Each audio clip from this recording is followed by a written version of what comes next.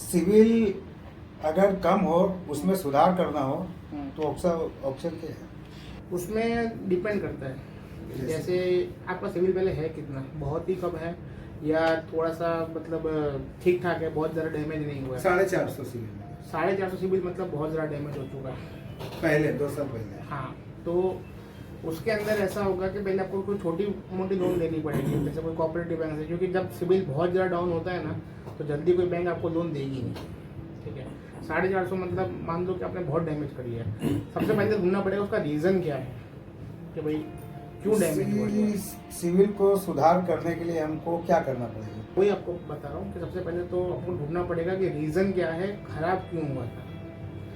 जैसे कि अपने पूरा सिविल रोड चेक करेंगे, सिविल का रिपोर्ट निकालेंगे, उसमें पहले देखेंगे कि कौन सा अकाउंट था। उसमें अकाउंट्स होते हैं अलग अलग, जैसे जितने भी लोन लिए आपने, सपोज 10 लोन लिए, तो 10 लोन के 10 अकाउंट दिखाएंगे उसके अंदर। कौन सा अकाउंट आपका खराब हुआ है जिसकी वजह से आपका सिविल खराब हुआ है, पहले वो आइडेंटिफाई करेंगे, क्यों हुआ है, कैसे हुआ है, वो जानेंगे। उसको जो अगर बाई चांस जो पुराना कोई लोन था जो भरा ही नहीं है या उसका ओवरड्यू दिखा रहा है, ठीक है, उसको पेमेंट करना, मतलब अगर करने के लिए अवेलेबल हो तो पहले उसको पेमेंट करेंगे। अगर आज के तारीख सपोज आपने 2005 में या 2010 में कोई बाइक का लोन लिया था और किसी भी कारणवश नहीं भर पाए, 5-10 हज़ार रह गया, तो बैंक उसको ओवरड्यू दिखाती रहती है। और आज जब आप 2020 में 2023 में जब नया लोन के लिए अप्लाई कर रहे हो, तब पता पड़ रहा है कि आपने पुराना लोन लिया था जिसमें 10,000 का अमाउंट बाकी है, जिसकी वजह से आपका सिविल खराब हो गया। तो बैंक आपको पहले एडवाइस करेगी, हम भी आपको पहले एडवाइस करेंगे, जो बाकी है जिसका, वहाँ पे जाइए, उनको बोलिए, वो आपको पेमेंट लेकर रिसिप्ट देंगे। जो भी रिपोर्ट देखकर अकाउंट हम वेरीफाई करेंगे, उस पर जो भी बैंक का आता है या जो भी कंपनी का आता है, उसका जाके हम पेमेंट कर देंगे। फिर वो लोग सिविल में उसको अपडेट कर देंगे कि ये पार्टी ने हमारा जो पुराना बकाया बाकी था वो पेमेंट कर दिया है। फिर धीमे धीमे आपको अकाउंट रेगुलर हो जाएगा। जब रेगुलर हो जाएगा तो जो सिविल जो डैमेज हुआ है वो धीमे धीमे सही होना शुरू हो जाएगा। और उसके बाद उसी टाइम पर कोई लोन अगर चालू हो तो फिर उसको आप रेगुलर हो। पुराना अकाउंट आपने ठीक कर दिया, जो करंट अकाउंट चल रहा है आपका, कोई सा भी जो लोन चल रहा है उसको आप रेगुलर भरते जाओगे तो धीमे धीमे आपका ट्रैक जो है सुधरता जाएगा। ऐसा क्या होता है कि बहुत लोगों को तो पता भी नहीं है कि आज की तारीख में उनके सिविल में क्या बाकी चल रहा है। इसका एजुकेशन मतलब ऐसा हो चुका है कि जो पुराने लोग थे उनको ऐसा था कि हमने पूरे हफ्ते भर दिए, EMI पूरे भर दिए, उसके बाद हमको आगे क्या करना है, क्या नहीं करना है, उसका एजुकेशन उनको नहीं था। पर धीरे धीरे ये सब ऑनलाइन होने के कारण लोगों को धीरे धीरे एजुकेट हो रहे हैं लोन के प्रति, तो उनको अब मालूम पड़ रहा है कि मेरा क्या बाकी है। क्योंकि उस समय ना बैंक की तरफ से कोई कम्युनिकेशन उनके पास तक पहुंच पाता था कि आपकी लोन हो गई है कंप्लीट, पर आपका अभी भी ये ड्यूज बाकी है।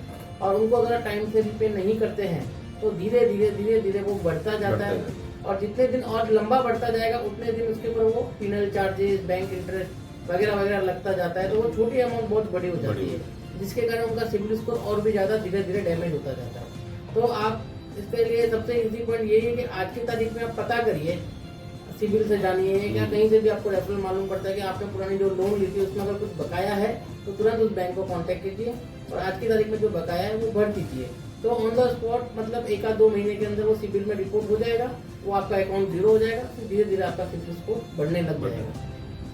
300 से 600 के बीच में जो कम से कम कितना सिविल होना चाहिए, जो जिसको सवाल ये है कि कौन सी रेंज का सिविल होगा तो आपको लोन मिल जाएगा। हाँ, बैंक उसमें ऐसा है कि हर प्रोडक्ट अलग अलग तरीके के होते हैं, जिसके अंदर कोई आपने सिक्योर चीज दे के रखी है, जिसमें बोलते हैं मोर्गेज दे के रखा है, गिरवी दे के रखा है, उसमें थोड़ा सिविल कम भी होगा तो चल जाएगा। पर जो प्योर अनसिक्योर्ड है, जिसके अंदर कुछ चीज गिरवी नहीं है, तो उसका बैंकों ने अपना अपना बेंचमार्क कम से कम बना के रखा होता है कि मिनिमम 700, 750 होगा तो ही हम लोग आगे लोन प्रोसेस करेंगे, वरना नहीं करेंगे।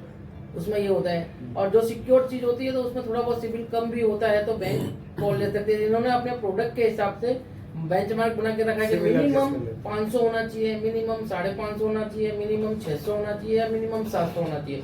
वो उनके प्रोडक्ट के ऊपर डिसाइड रहता है कि भाई जिस प्रकार की लोन है, जिसमें उनको कुछ कोलेटरल चाहिए, कुछ गिरवी रखा हुआ है, तो उसमें अगर सिविल स्कोर कम भी है तो भी कोई, जैसे कि गोल्ड लोन चलती है, अब गोल्ड लोन में क्या, उनको तो प्योर उनके पास गोल्ड पड़ा ही है, उसमें अगर आपका सिविल स्कोर थोड़ा बहुत कम भी होगा, कि अगर 400 भी होगा तो उनके सामने सिक्योरिटी पड़ी हुई है, तो वो मना नहीं करेंगे, आपको गोल्ड लोन इजीली मिल जाएगा। और उसी के सामने आपको पर्सनल लोन चाहिए जो टोटली अनसिक्योर्ड है, जिसमें कुछ गारंटी नहीं है, जवाबदारी नहीं है, तो उसमें आपको 700 750 प्लस चाहिएगा, तभी वो लोग आपको पर्सनल लोन या बिजनेस लोन दे पाएंगे। 700 प्लस होना चाहिए। हाँ जी, पहले। वो बहुत अच्छा रहता है। अच्छा। तो उसमें बैंक अच्छी तरह कॉल ले सकती है। बैंक की जो कैटेगरीज होती है, जैसे नंबर 1 बैंक होती है, प्राइवेट बैंक में अपने बहुत सारी बैंक से नंबर 1 पे आती है जाती रहती है, ठीक है। तो जैसे अपने मानते हैं जो टॉप में जो बैंक चलती है ना, वो जनरली प्रेफर करती है कि 750 से ऊपर या 725 के ऊपर का जो स्कोर हो ना, पहले उनको प्रेफरेंस दो और फटाफट लोन दो उनको। अब जैसे सिविल स्कोर नीचे जाता रहता है ना, फिर क्या कंपटीशन बढ़ जाता है। कंपटीशन किस तरीके से है कि भाई कस्टमर का सिविल खराब, लोन कोई देगा नहीं, उस समय क्या होगा, बैंक का रिस्क हाई हो जाता है।